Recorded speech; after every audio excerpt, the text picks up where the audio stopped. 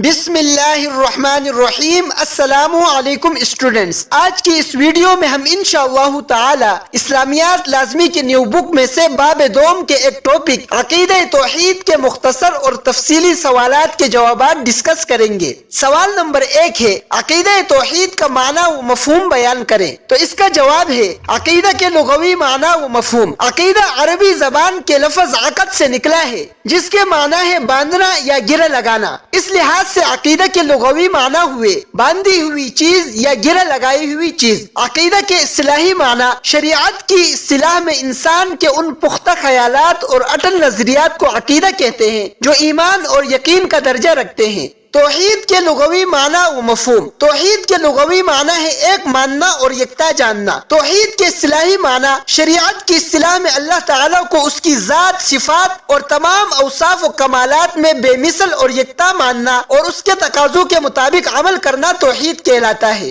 اگلا سوال ہے، عقیدہ توحید کی اہمیت واضح کریں۔ عقیدہ توحید کی اہمیت۔ اسلامی عقائد میں سب سے پہلا عقیدہ عقیدہ توحید کا ہے۔ قرآن مجید میں عقیدہ توحید پر بہت زور دیا گیا ہے۔ قرآن مجید کی ایک سورت کا نام الاخلاص اور التوحید ہے، جس میں اللہ کی وحدانیت کا بیان ہے۔ حضرت آدم علیہ السلام سے لے کر آپ صلی اللہ علیہ وسلم تک تمام انبیاء کرام رضی اللہ تعالی عنہم نے عقیدہ توحید یعنی اللہ کے واحد اور یکتا ہونے کی تبلیغ کی۔ یہ عقیدہ جہنم سے نجات دلاتا ہے۔ اللہ کی وحدانیت کا اقرار کیے بغیر کوئی شخص دائرہ اسلام میں داخل نہیں ہو سکتا ہے۔ اگلا سوال ہے، عقیدہ توحید کی 3 اقسام کے نام لکھیں۔ تو اس کا جواب ہے، عقیدہ توحید کی 3 اقسام کے نام یہ ہیں۔ نمبر 1 توحید ربوبیت، نمبر 2 توحید الوہیت، نمبر 3 توحید اسماء و صفات۔ اگلا سوال ہے، توحید الوہیت کی مختصر وضاحت کریں۔ توحید الوہیت سے مراد یہ ہے کہ اس بات پر ایمان لایا جائے کہ صرف اللہ تعالیٰ ہی معبود برحق ہے اور اس کی عبادت میں کوئی اس کے ساتھ شریک نہیں، یعنی اللہ کے سوا کسی اور کی عبادت کرنا قطعاً جائز نہیں ہے، اور پھر پوری زندگی اس کے احکام کے تحت گزارنا توحید الوہیت کہلاتا ہے۔ چنانچہ اللہ تعالیٰ کا ارشاد ہے، پس جو شخص اپنے رب سے ملاقات کی امید رکھتا ہو تو اسے چاہیے کہ نیک عمل کرے اور اپنے رب کی عبادت میں کسی کو شریک نہ کرے۔ سورۃ الکہف آیت نمبر 110۔ اگلا سوال ہے،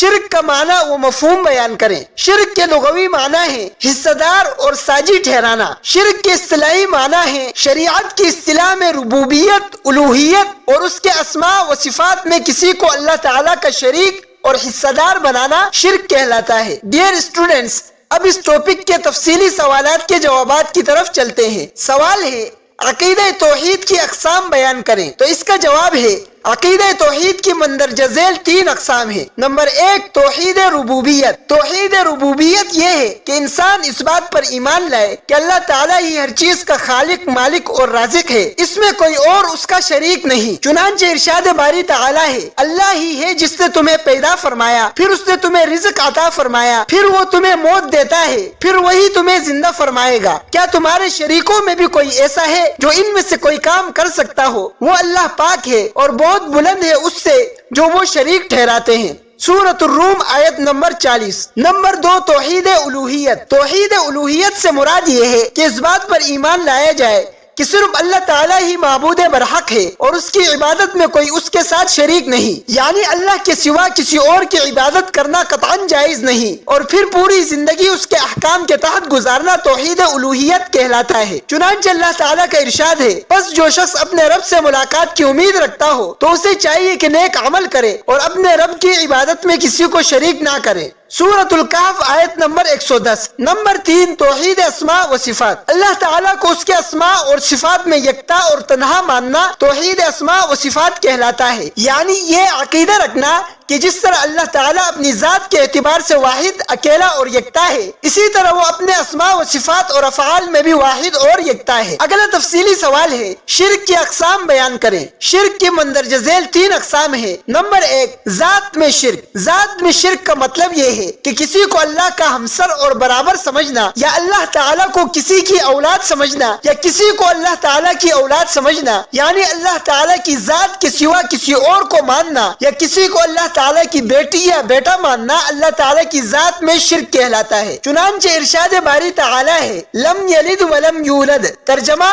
نہ وہ کسی کا باپ ہے اور نہ وہ کسی کا بیٹا ہے۔ سورۃ الاخلاص آیت نمبر 3۔ نمبر 2، الوہیت میں شرک، اللہ تعالیٰ کی ذات کے علاوہ کسی اور کو عبادت کے لائق سمجھنا یا اللہ تعالیٰ کے ساتھ کسی اور کو عبادت میں شریک کرنا الوہیت میں شرک کہلاتا ہے۔ چنانچہ اللہ تعالیٰ کا ارشاد ہے، ترجمہ کہ تم اس کے سوا کسی کی عبادت نہ کرو، سورۃ بنی اسرائیل آیت نمبر 23۔ نمبر 3، صفات میں شرک، اللہ تعالیٰ کے علاوہ کسی اور کی ذات اور شخصیت میں اللہ تعالیٰ جیسی صفات ماننا اور اعتقاد رکھنا صفات میں شرک کہلاتا ہے، یعنی اللہ تعالیٰ جیسی صفات، اس جیسا علم اور قدرت کسی دوسرے کے لیے سمجھنا اللہ تعالیٰ کی صفات میں شرک کہلاتا ہے۔ چنانچہ ارشاد باری تعالیٰ ہے، اس اللہ جیسی کوئی شے نہیں، سورۃ الشورى آیت نمبر 11۔ تمام مخلوق اللہ تعالیٰ کی محتاج ہے، ان میں جو صفات پائی جاتی ہے وہ اللہ تعالیٰ کی طرف سے عطا کردہ ہے، جبکہ اللہ تعالیٰ کی تمام صفات ذاتی ہیں، وہ کسی کی عطا کردہ نہیں ہے۔ اگلا سوال ہے، قرآن مجید کی روشنی میں شرک کی مذمت اور نقصانات بیان کریں۔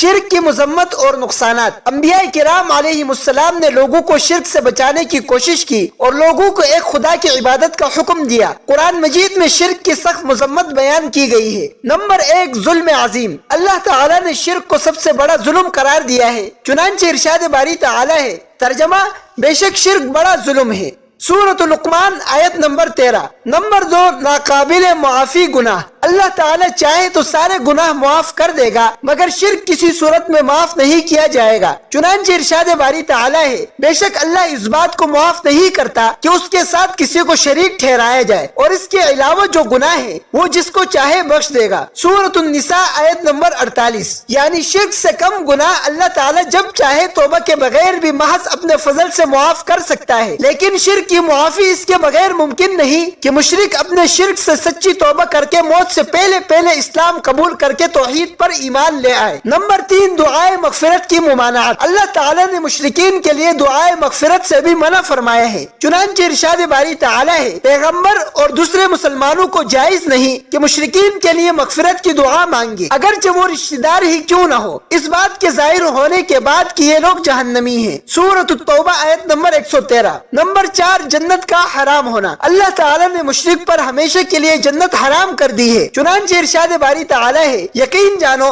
جو اللہ کے ساتھ شرک کرتا ہے اللہ نے اس پر جنت حرام کر دی ہے، اس کا ٹھکانہ جہنم ہے، سورۃ المائدہ آیت نمبر 72۔ عقیدہ توحید کا بہت ہی اہم اور تفصیلی سوال یہ بھی ہے کہ عقیدہ توحید کے انسانی زندگی پر اثرات تحریر کریں۔ عقیدہ توحید کے انسانی زندگی پر اثرات، جو شخص عقیدہ توحید کو اختیار کر کے اس پر عمل پیرا ہوتا ہے تو اس کی زندگی پر نہایت خوشگوار اثرات مرتب ہوتے ہیں۔ نمبر 1، بہادری اور شجاعت، عقیدہ توحید کو ماننے والا شخص بہادر ہوتا ہے کیونکہ اسے یقین ہوتا ہے کہ تمام قوتوں کا مالک اللہ تعالیٰ ہے، وہ صرف اور صرف اسی کے سامنے جھکتا ہے اور صرف اسی سے ڈرتا ہے۔ نمبر 2، غیرت مندی، عقیدہ توحید کو ماننے والا شخص غیرت مند ہوتا ہے، بزدل نہیں ہوتا ہے۔ نمبر 3، عجز و انکساری، عقیدہ توحید پر ایمان رکھنے سے انسان میں عجز و انکسار پیدا ہوتا ہے، وہ سمجھتا ہے کہ اس کے پاس جو کچھ ہے وہ اللہ تعالیٰ کا عطا کردہ ہے، لہذا بندے کے لیے تکبر و غرور کی کوئی گنجائش نہیں۔ نمبر 4، وسیع النظری، عقیدہ توحید پر ایمان رکھنے والا شخص تنگ نظر نہیں ہوتا، اس کا اس بات پر ایمان ہوتا ہے کہ تمام کائنات کا خالق اور سب کو پالنے والا اللہ تعالیٰ ہے، اسی وجہ سے تو وہ ساری مخلوق کی بھلائی اور بہتری چاہتا ہے۔ نمبر 5، اعلیٰ اخلاق، عقیدہ توحید انسان میں صبر و قناعت، بلند ہمتی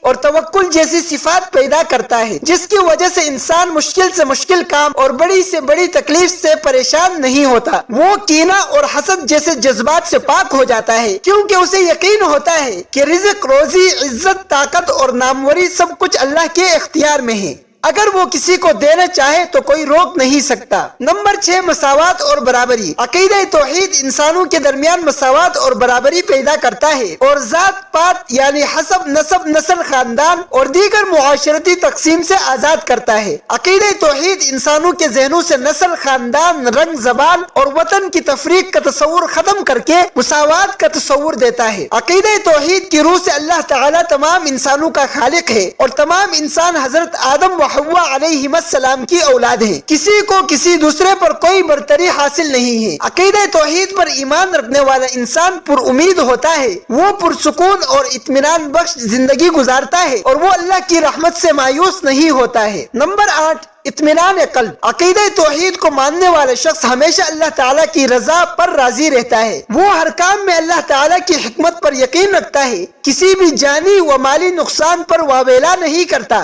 بلکہ یہ یقین رکھتے ہوئے کہ یہ اللہ تعالیٰ کی طرف سے ہے اس کا دل مطمئن رہتا ہے۔ نمبر 9، گناہوں سے اجتناب۔ اللہ تعالیٰ پر ایمان انسان کو برائیوں سے بچاتا ہے اور نیکیوں کی طرف راغب کرتا ہے۔ بندہ ہر وقت اللہ تعالیٰ کو حاضر و ناظر سمجھتا ہے، اسے معلوم ہے کہ تنہائی میں کیا ہوا گناہ بھی میرے اللہ کے علم میں ہے، اس طرح وہ گناہوں سے پرہیز کرتا ہے۔ ڈیئر اسٹوڈنٹس، یہاں تک عقیدہ توحید کے مختصر اور تفصیلی سوالات کے جوابات مکمل ہو چکے ہیں۔ اس حوالے سے کوئی سوال ہو تو کمنٹ باکس میں کیجئے گا، انشاءاللہ تعالی اس کا جواب دیا جائے گا۔ اسی کے ساتھ ہمیں اجازت دیجئے، ملتے ہیں اگلی ویڈیو میں۔ اللہ حافظ۔